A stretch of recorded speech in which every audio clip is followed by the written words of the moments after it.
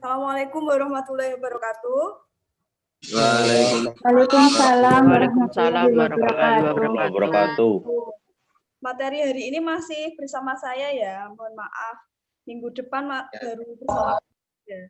Nanti saya tanyakan ke beliau terkait praktikum untuk biologi pertaniannya. Oke teman-teman, topik kita hari ini, diskusi kita hari ini itu tentang siklus sel. Untuk materi sel kemarin, sambil saya review, saya ingatkan ya, oh ya untuk indikator hari ini harapannya teman-teman ini memahami tentang siklus sel, bahwa sel itu membelah, sel itu yang aktivitasnya yang membuat kita mengalami pertumbuhan dan perkembangan. Nah, terus sel itu tidak serta-merta langsung membelah, ada tahapannya. Tahapannya ada mitosis dan meiosis, seperti itu. Nah, saya review dulu. Kita masukkan atau kita kaitkan ke tubuh kita dulu ya, ke manusia, supaya lebih mudah. Jadi, ini adalah gambar seorang perempuan. Nah, misalnya kita ambil sel kulitnya. Ya, kita ambil sel kulitnya, seret. Di sini teman-teman bisa lihat yang biru-biru ini adalah human cell, berarti sel manusia. Berarti tergolong sel hewan apa sel tumbuhan? Sel manusia. Ya, sel manusia berarti masuknya sel hewan ya, sel hewan. Nah, topik kita hari ini yang penting itu ada di sini teman-teman, ada di nukleusnya atau inti selnya. Kenapa? Karena di nukleus itu terdapat ini kromosom, terdapat DNA. Nah, ini nanti kromosom ini kalau diurai lebih dalam lagi ada DNA. Kenapa Bu DNA itu penting? DNA itulah yang menentukan manusia itu nanti bagaimana. Lihat di dalam DNA itu ada gen. Gen itulah yang mengontrol warna kulit seseorang, bentuk rambut, bentuk mata, itu dikontrol sama gen. Dari sini dulu bisa dipahami?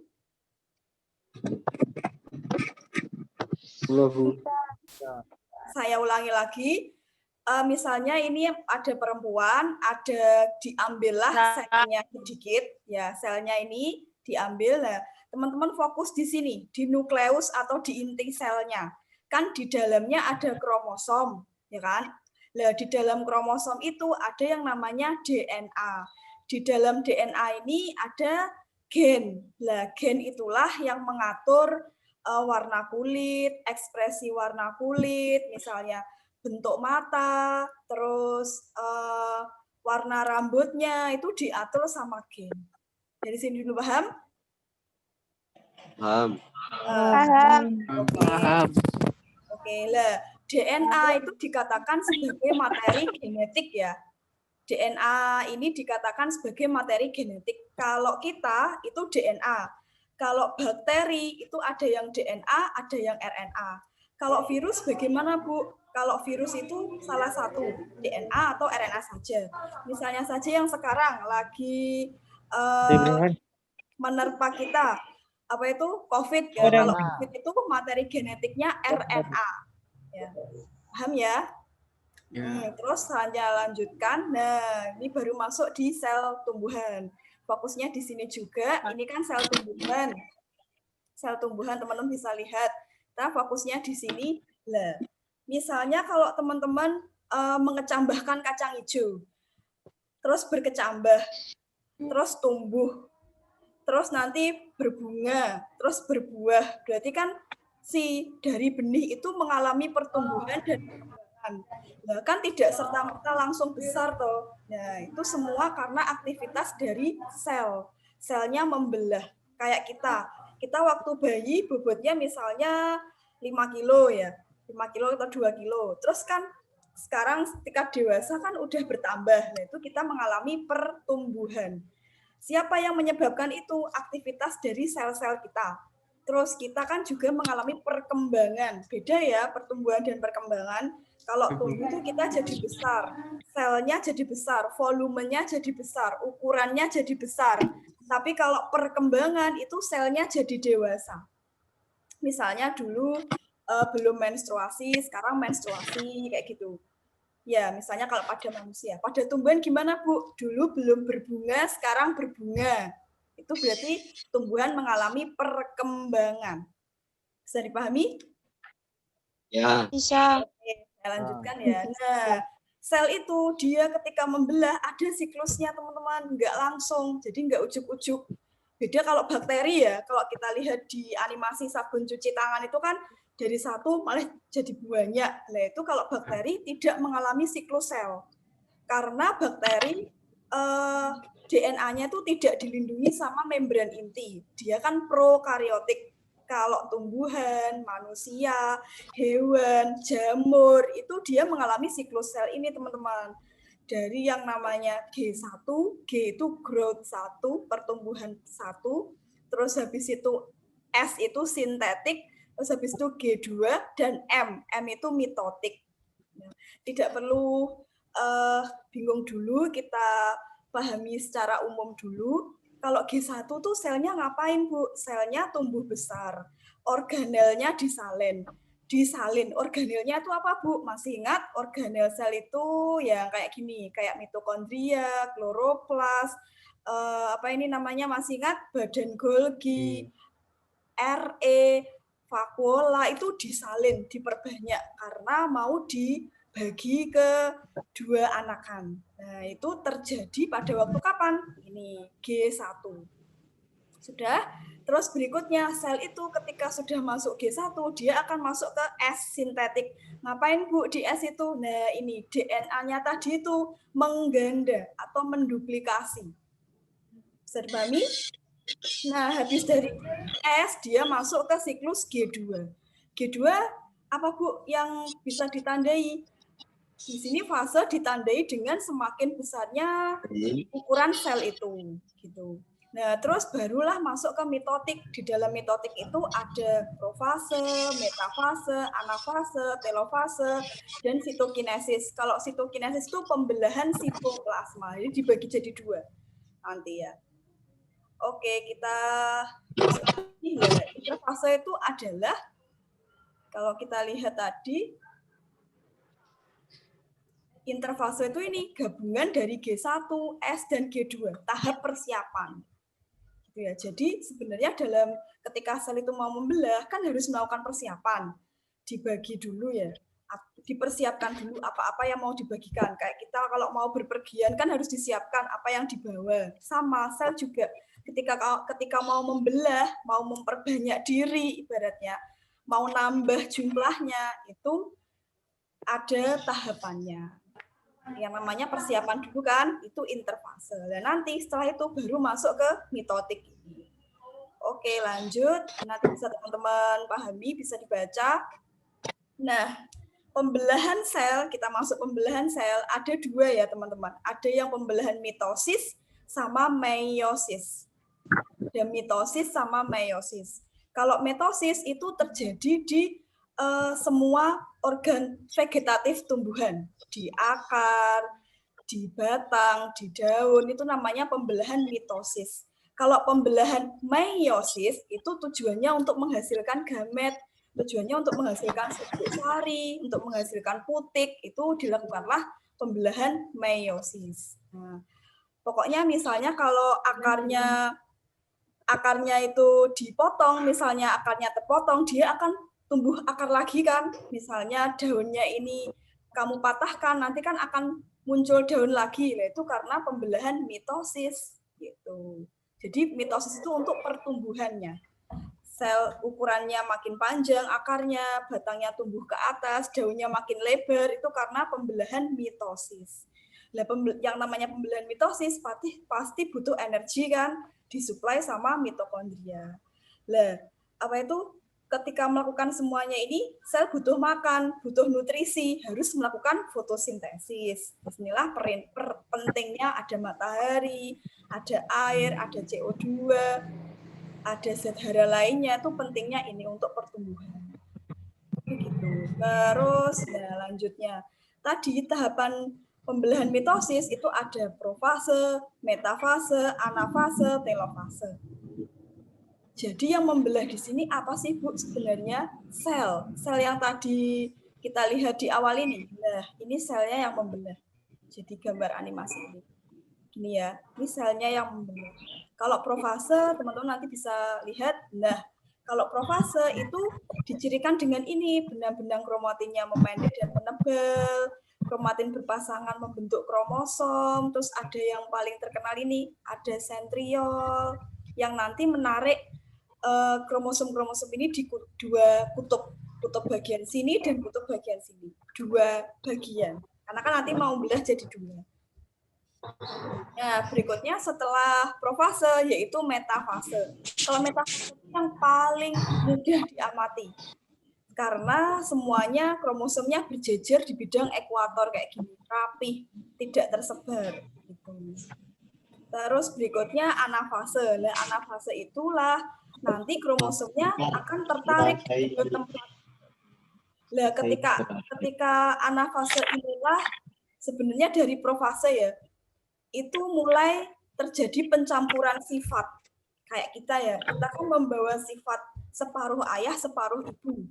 Nah, itu karena terjadi di profase ini. Pencampurannya. Gitu. Ada sinapsis, ada pindah silang gitu. Tapi pada fase meiosis tapi ya, kalau di mitosis belum. Terus berikutnya masuk anafase, ini tertarik di dua bagian, nanti kan membelah jadi dua di sini.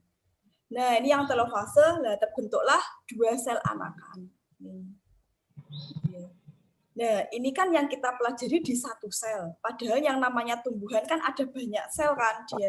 Tumbuhan kan kumpulan dari jaringan kumpulan dari sel. Yang kita pelajari di sini baru satu sel.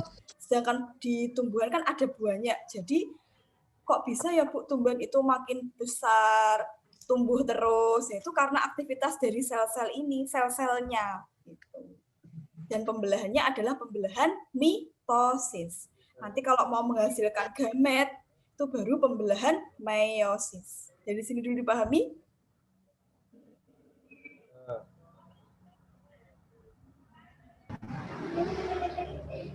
Gimana? Ya.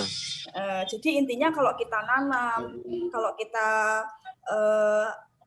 melakukan stek misalnya ya, kok bisa ya dari batang terus muncul daun, terus misalnya pakai stek daun ya, cocok bebek, kok iso ya dari daun muncul akar, muncul jadi tanaman baru lah karena terjadi pembelahan mitosis di organ itu gitu.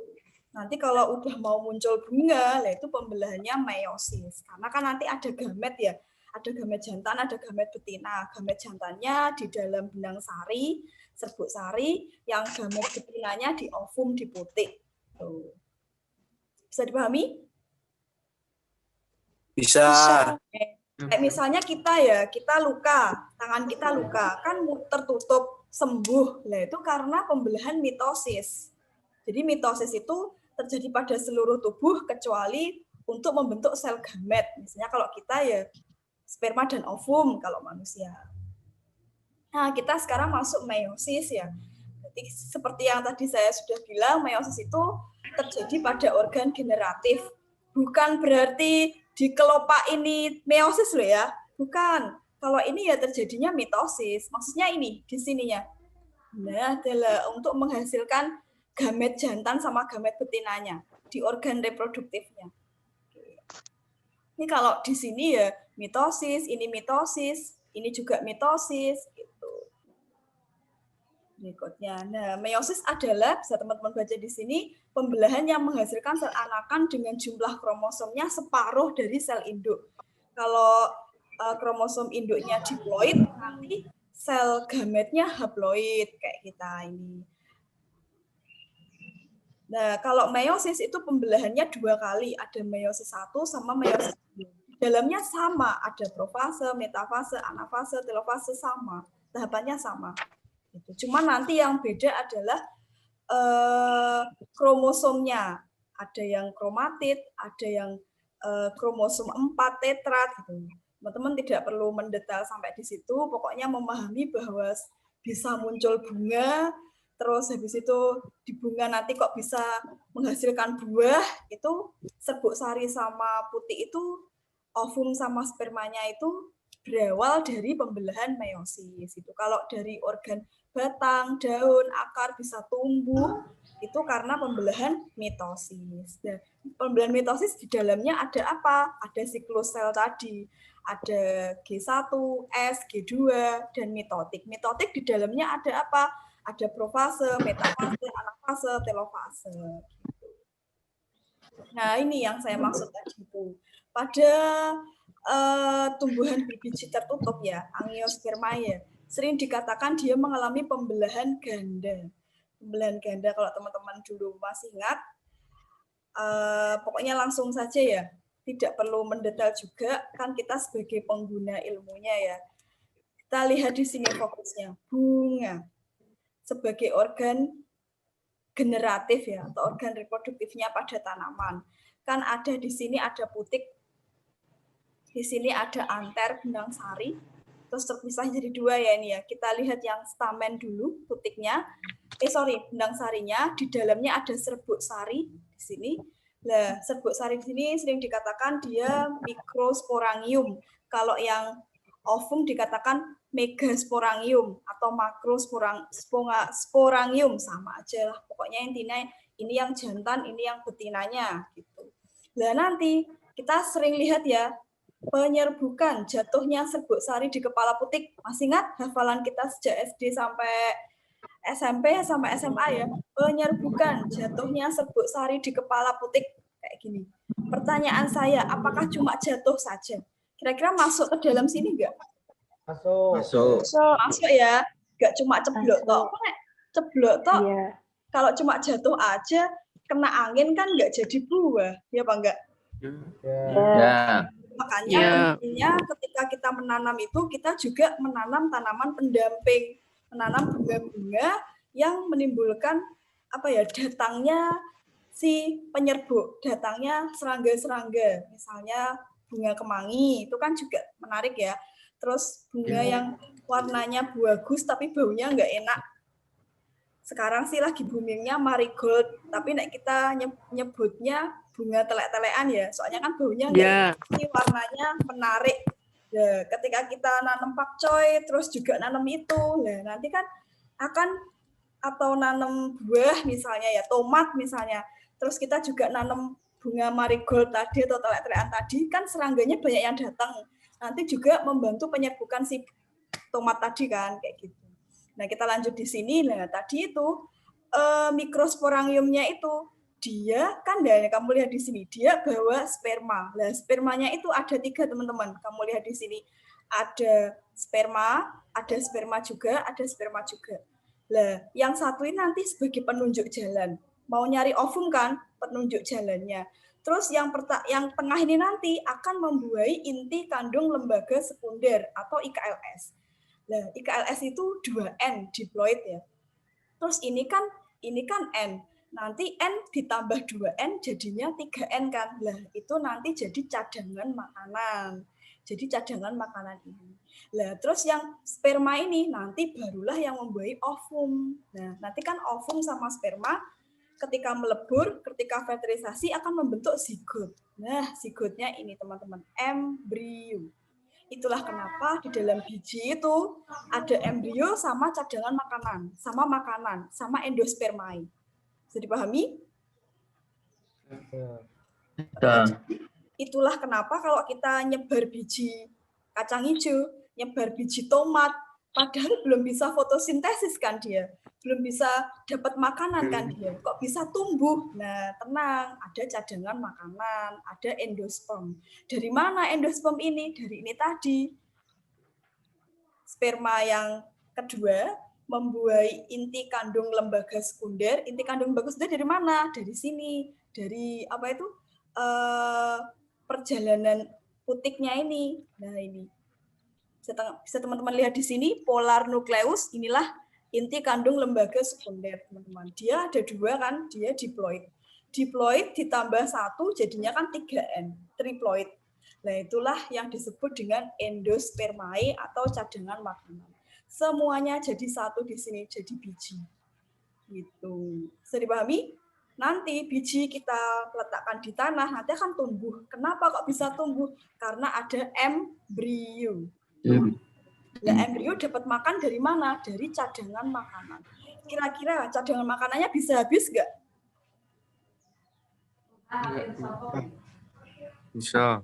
Bisa, cadangan makanannya bisa habis. Nanti ketika cadangan makanan habis itu mengerut, teman-teman. Kalau teman-teman menambahkan sesuatu, ada bentuk yang mengerut ya, ada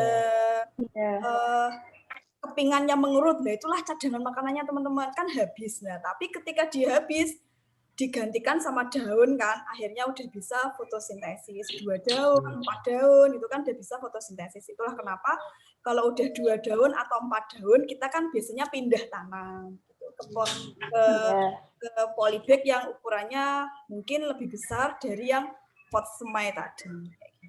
Terus nanti kalau udah itu mengalami pertumbuhan vegetatif, berarti mitosis, pembelahan mitosis yang bekerja. Lah nanti kalau mau menghasilkan bunga, pembelahan meiosis lah yang bekerja. Gitu. Nah, ini yang bisa kita lihat jelas ya. Apa ini teman-teman namanya? Bunga apa? Kelor. Kelor. Ayo, kelor apa bukan ini? Semacam kelor daunnya. Tapi apakah ini kelor? Bukan. Bukan. Kira-kira tanaman apa ini? Buncis. Buncis? Ayo, tanaman apa? Mangsi. Mangsi? Iya, memang dia menghasilkan warna. Nanti kira-kira tanaman apa ini namanya? Koro. Lonceng. Koro? Apa?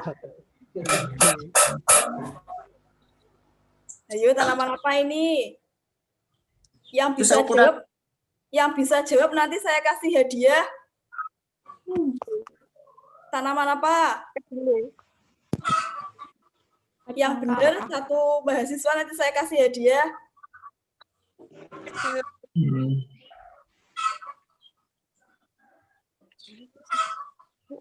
Kenitu. Itu. Kembang manuk-manukan. Apa ini apa? Tanaman apa? Bahasa Indonesianya. Lulus. Kembang katu, Bu. Apa? Katu. Bukan. Ayo, coba dicari lagi. Nyerah, Bu, nyerah. Tanaman apa ini? Tangkapri. Kurang tepat. Kelor. Salah. Kelor. Tritoria ternatea. Apa itu Mbak bahasa Indonesianya? Browsing. Ya nggak apa-apa Bu, itu browsing. browsing, Bu. Nggak boleh Bu, harusnya browsing. Bencana ungu. Nama bekennya tanaman ini nggak ada yang tahu. Hadiahnya nanti nggak jadi saya berikan. Ayo apa? Buncis, Bencana Bu. ungu. Bencana ungu. Bukan. Buncis, Bu. Kurang tepat. Ayo menyerah. Menyerah. Korante, Bu. Bencana ungu. Bencana ungu. Bu. Telang ungu. Kembang teleng. Bunga telang. Bunga telang ya. Bunga telang, Bu. Bunga telang. Bunga telang. Bunga telang. Keleng. Sama siapa ya tadi yang jawab bunga telang pertama kali? Mbak Ayu Nadia. Saya, Sheila. Sheila. Oke Mbak Sheila. Nanti habis kelas japri saya alamat rumahnya ya. Saya kirimkan hadiahnya. Mbak Sheila. Iya. Makasih, Bu. Ini namanya bunga telang teman-teman. Kenapa saya ambil ini? Mungkin bisa teman-teman tanam juga ya. Kebetulan saya di rumah juga punya bijinya. Ini itu tanaman yang sangat menjanjikan ya. Dia kan sukanya panas air. Panas banget maunya tanaman ini. Terus utamanya di ini teman-teman, bunganya. Jadi bunganya ini kita keringkan, terus habis itu kita buat teh, atau ketika seger langsung dikasih air panas ya. Kan warnanya nanti akan jadi ungu kebiruan. Nah, warna itulah yang nanti yang kita inginkan. Warna ini, tanaman ini tuh bunganya kaya dengan antioksidan. Utamanya membantu penglihatan ya. Jadi kalau kita kan kenalnya penglihatan supaya jelas makan wortel gitu. Ternyata ada lain loh. Ini bunga telang. Selain untuk mata, dia juga kaya antioksidan gitu. Yang mau kulitnya glowing, bisa ini nih minum teh daun telang tiap hari. Mustafa. Tuh ya. Nah, teman-teman bisa kembangkan di sini karena dia itu sukanya matahari banget dan dia itu merambat kan dan bunganya banyak. Gitu. Jadi bunga telang kalau kita biarkan nanti akan ini muncul biji ini kan. Nah, bijinya ini dalamnya kan ada embrio. Kita tanam jadi tanaman telang lagi. Kalau bunganya kita ambil kira-kira bisa menghasilkan ini enggak? Tidak, gitu ya. Bisa dipahami ya. Jadi bunga ini di dalamnya ada bendang sari, ada serbuk sari sama putih. Putih dalamnya ada ovum. Nanti kalau terjadi penyerbukan akan menghasilkan zigot. Zigot itu ada dalam biji. Biji berkecambah bisa makan dari mana? Dari cadangan makanan, dari endosperm. Cadangan makanan dari mana? Dari sperma juga yang membuahi inti kandung lembaga sekunder di dalam putih itu. Gitu ya, bisa dipahami? Bisa. Bagus. Nah, ini yang teman-teman sering tanam juga di rumah ya, gampang, terus suka panas juga. Kalau ini semua udah tahu ya, tomat, ya kan? Dia butuh air ya. Dia butuh air atau penyangga supaya tumbuhnya maksimal. Ada adanya enggak, Bu? Gimana? Yang bisa jawab ada hadiahnya enggak, Bu? Kalau ini semua udah tahu ya. Ya, nanti satu lagi saya kasih hadiah, satu lagi pertanyaannya. Oh, ya. Oke, dari sini, dari diskusi kita hari ini, teman-teman, topiknya tentang pembelahan sel, siklus sel. Teman-teman ada yang mau ditanyakan dulu? Bu, saya mau tanya. Iya, atas nama siapa nih? Ali Mustafa. Ali Mustafa. Ya, silakan Mas Ali Mustafa. Bu, tanaman itu ketika dicangkok dengan jenis yang berbeda, apakah bisa, Bu? Ulangi lagi, ketika tanaman dicangkok dengan tanaman yang lain itu bisa enggak, Bu? Maksudnya gimana? Contohnya apa? Coba.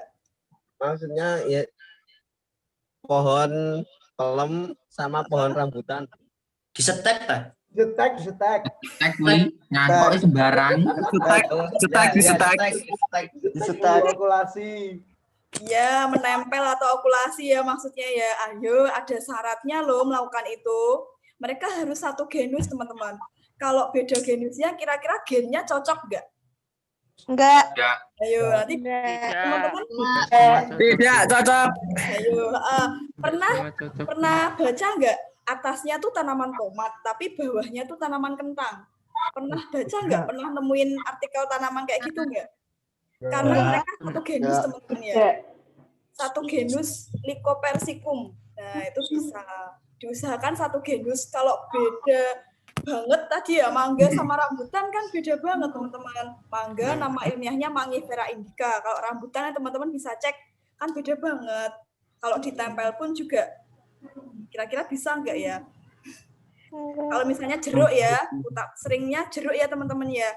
Jeruk, teman-teman punya nih tanaman jeruk yang batangnya tuh bagus, tapi sayang buahnya masam. Terus sama jeruk juga, jeruk keprok juga misalnya.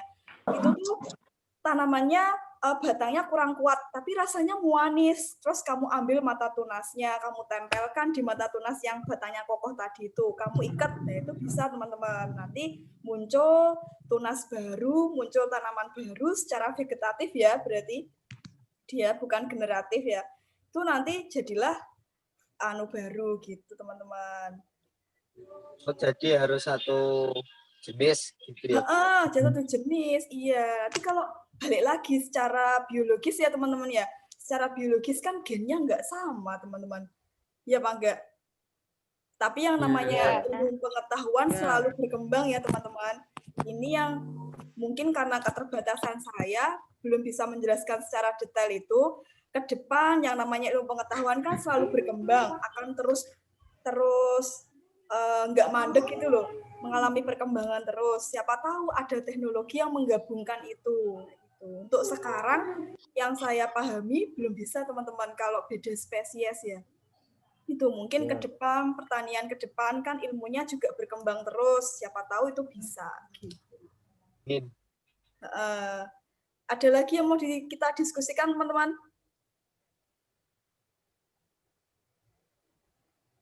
Ya. Bisa dipahami? Ya. Yang pertama yang saya harapkan di sini teman-teman bisa memahami perbedaan mitosis sama. Ya, Mbak siapa ini? Ayu Nadila. Ya, Mbak Ayu, silahkan. Bu, saya kan punya tanaman stroberi di rumah. Bagus. Nah, itu pada tumbuhannya itu subur. Tapi kenapa ya Bu, kok buahnya itu selalu matang, merah, tapi itu selalu nggak mulus bagus, tapi ada kayak busuknya sedikit gitu, Bu. Ada Kurang busuknya disodakone wi. Ya, Kena teman-teman bisa memberi masukan ya untuk Mbak Ayu Nadila. Kita coba diskusi bersama. Mbak Nadila itu punya tanaman stroberi. Udah berbuah ya Mbak ya? Udah berbuah, tapi buahnya kurang mulus, Bu. Warnanya kurang merah. Sudah merah. Cuman nggak mulus, ada coklat-coklatnya dikit kayak gitu ya? Iya. Selama ini pupuk yang atau nutrisi yang diberikan apa, Mbak? Nggak ada pasti. Enggak.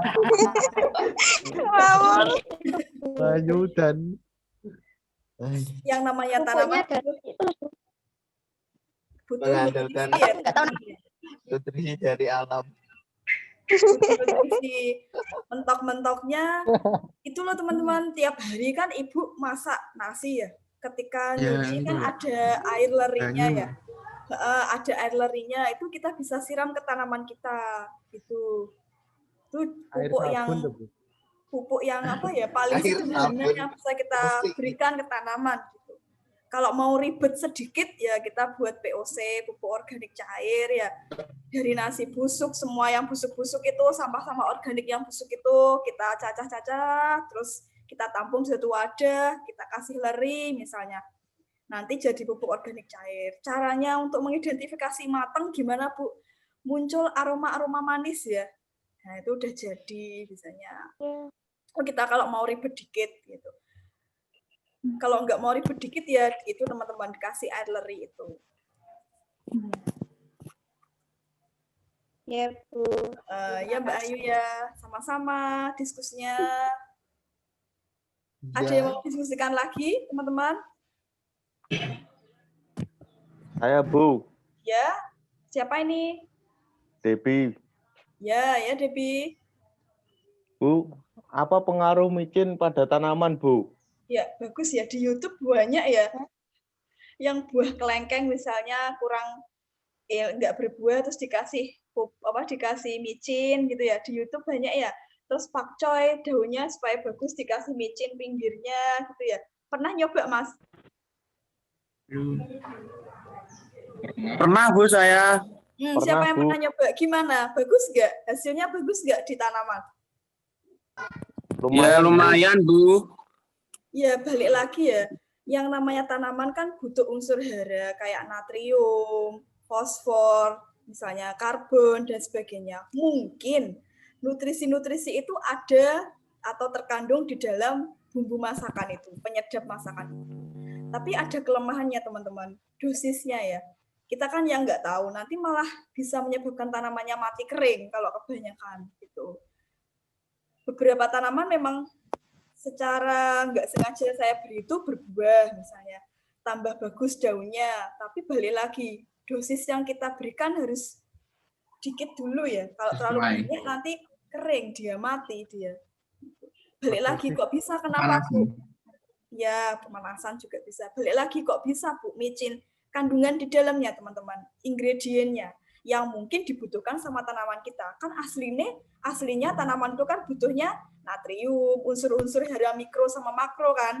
Unsur natrium, Mg, magnesium, itu dari cangkang telur teman-teman.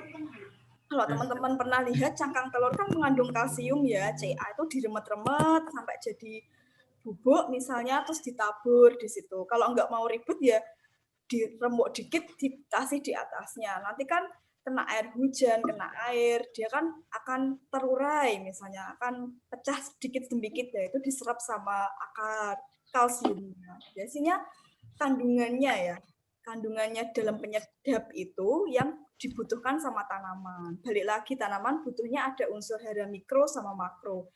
Mikro itu dibutuhkan dalam jumlah yang sedikit, kalau makro itu dibutuhkan dalam jumlah banyak. Kalau dikasih makro semua, Bu, nggak bisa. Semuanya harus balance, harus seimbang. Gitu. Itulah kenapa kok ada tanaman yang dikasih penyedap bisa tumbuh dengan bagus. Ada yang mau didiskusikan lagi atau teman-teman ada yang mau berpendapat lagi? Bu, saya mau tanya. Ya, Mbak Evita. Saya kan punya pohon apel, Bu. Rumahnya Itu- mana? Kok bisa tumbuh pohon apel? Tulungagung, Bu. Oh, dingin ya? Panas. Iya. Ereng-ereng. Iya, iya gimana? Pinggir tebing ya, Mae. Pinggir tebing, Bu. Ereng-ereng. Berarti ya, dingin berarti. Ayo Mbak Evita, silahkan kita diskusi. Terus itu pohonnya itu banyak berbunga, tapi nggak pernah jadi buah, Bu. Itu Gogrok. kira-kira apa? Bunganya Iya, gogrok. iya, Bu. Terus Kayak- selama ini nutrisi yang diberikan apa? Saya biasanya Beda. pakai pupuk NPK Mutiara, Bu. Oh, bagus itu. Heeh. Untuk kalsiumnya coba dikasih remetan telur tadi itu ya. Coba ya. Cangkang telur itu, Bu. Cangkangnya, cangkang telurnya itu. Untuk penguat daunnya. Atau Mbak Evita bisa cari literatur untuk menguatkan daun supaya enggak runtuh itu apa gitu. Itu kan ibaratnya daunnya runtuh kan sebelum